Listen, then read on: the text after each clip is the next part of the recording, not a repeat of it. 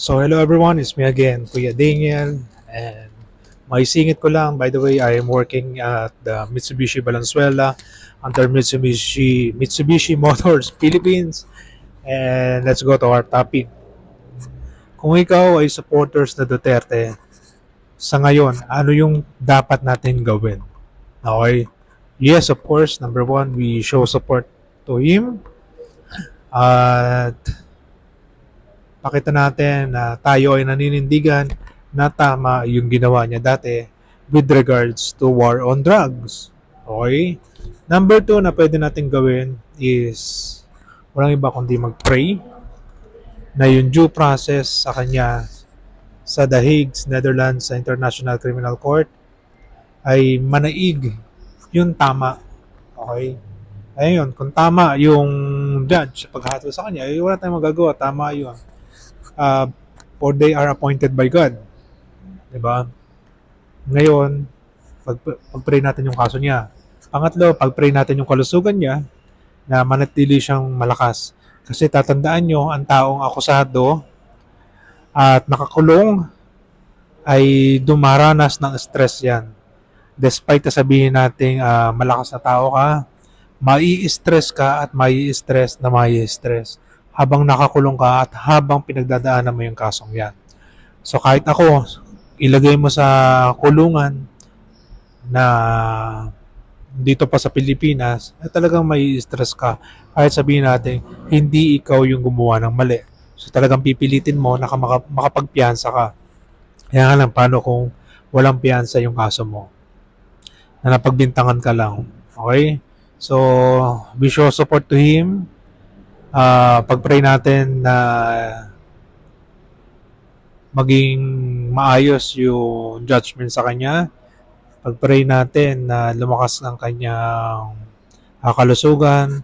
Ano pa ba yung number 4? Kung supporter ka ni PRRD, okay, dapat sumunod tayo sa batas. Huwag tayong maging pasaway. At huwag tayong gumawa ng illegal rally. Libre lang naman ang mag-rally.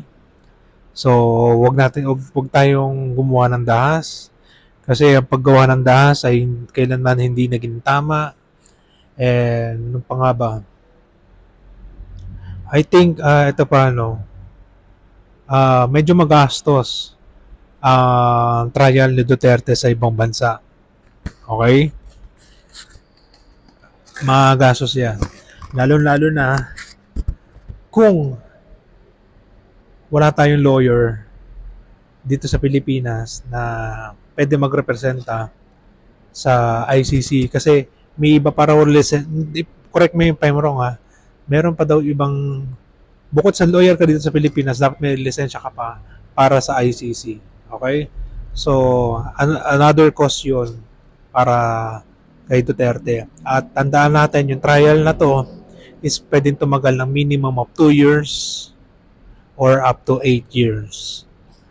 And tatandaan nyo, kung nabasa nyo sa Revised Penal Code, paano ba napapawalang sala ang isang kriminal? At huwag naman sana mangyari to.